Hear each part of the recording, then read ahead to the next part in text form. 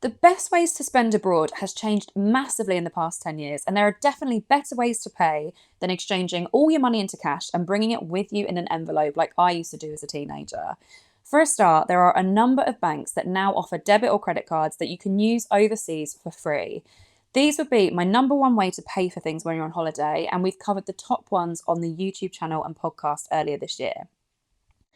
However, a holiday warning, it's not a good idea to just use cards and do without cash altogether.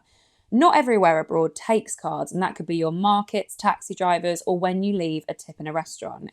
In fact, our new research suggests that over a third of British holidaymakers have found themselves unexpectedly needing cash while abroad in a number of different scenarios. Plus, let's not forget what happens when technology fails. Remember, recent power outages in Portugal and Spain disrupted card and other digital payments, and poor weather can interfere with the signal on card machines too.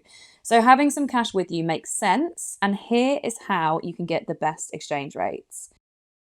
Now, the first thing is to not leave it too late. Like 1 in 8 travellers, you could find yourself heading to the bureau de change at the airport to get that last minute cash, which often have the worst rates on the market. It's much better instead to plan in advance and compare the best options before you go. In the olden days, this might have included walking up and down the high street, checking the board and travel agents, bureau de changes, banks, and the post office, but you'll be pleased to know it's much easier now. And yes, I know it's simpler to just pop to your bank or the post office, as lots of us do, but it's definitely worth giving yourself a minute to compare all the different rates available in your area first. There's a really good website called Travel Money Max that'll do this for you. You just type in the currency you want, the amount you want to exchange, the travel day, and whether you want to collect the cash or get it delivered. If you're collecting, you'll also enter your postcode and then it will show you the best rates in your area. As you might expect, you'll have a lot more choice if you live in London, but you'll still get a decent range of options elsewhere. Do check whether you need to order in advance to get the rate you see, because some will charge you a worse rate if you don't. And then once you've seen the rates, it's worth checking for any extra offers direct with the bureau or the bank that might help you get an even better deal. Now, when you do pick up your travel money, make sure you don't use a credit card to swap your cash. That's because using a credit card is what's known as a cash advance. With this, you're effectively taking money off your card as cash and then using the cash to make a transaction, even if you don't actually get your hands on any physical notes and coins to hand over. As well as buying travel money, this also applies to adding money to a prepaid card or making a cash transfer from a credit card to your bank account, and it can be really expensive. And that's because you could be charged in 3 ways. First, the interest rate on a cash transaction is usually higher than on a standard transaction when you buy something. Second, you get charged this interest rate immediately with most credit cards when you withdraw the money. When you buy something on your credit card, there's usually a period of several weeks, say between 45 and 60 days, when no interest is added. When you get your next statement, you won't be charged any interest on the new purchases showing. So if you clear your whole credit card balance, then you never pay any interest. But if you have taken the cash out, there will be an immediate charge on your next statement. And third, there is often a transaction fee that is charged on top. This may be dependent on the amount you have taken out, say 3% with a minimum of £3. So it's cheaper to take out £150 in one go than in 2 transactions. So there you go, it's best avoided. Use a debit card or cash instead.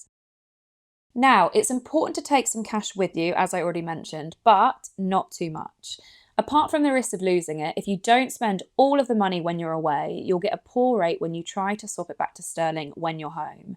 So instead, I'd recommend you only take out enough to cover essentials for the first few days, depending on the type of destination you're visiting. Then, if you need more cash, you can use your specialist debit card at an ATM. Though some of these will have local fees set by the ATM you use, you won't have any charges on the exchange rate at all. Some of our favourites include cards from Trading 212, Monzo, Starlink, Chase, and the Barclaycard Rewards credit card. Watch out though for caps on cash withdrawal rules. If you think you'll need a lot of cash, perhaps have access to more than one of these cards. You can find out more information in our full guide to the best debit and credit cards to use abroad on becleverwithyourcash.com. So in an ideal world, if you follow these steps, you should be getting the best rates for your money and avoid any additional fees along the way. But It's not an ideal world, and life often gets in the way, especially when you're trying to do a million things before you go on holiday. So here are my last couple of tips in case you run out of time and everything goes out of the window. My first one is to make sure you ignore the 0% commission signs you see on the high street, often in the window of certain bureau de changes. It's incredibly misleading as it makes you think you won't get charged anything to change your cash, but you will be. Rather than add a commission on top of your swap, the bureau de change will simply set their own exchange rate. Yes, it's based on the real rate, but there's no rule that says it has to be the same. So the claim you're getting something without commission just isn't true. And these exchange rates can vary drastically between different providers, which means if you don't do your homework, you can get much less for your money. And whatever you do, don't get your holiday money from the airport. The airport bureau de changes offer some of the worst rates, and once you're through security, they've basically got you. There's nowhere else you can get travel money from than these bureaus in the departure lounge. However, there is one way you might be able to work around this if you've left it too late to get your money anywhere else.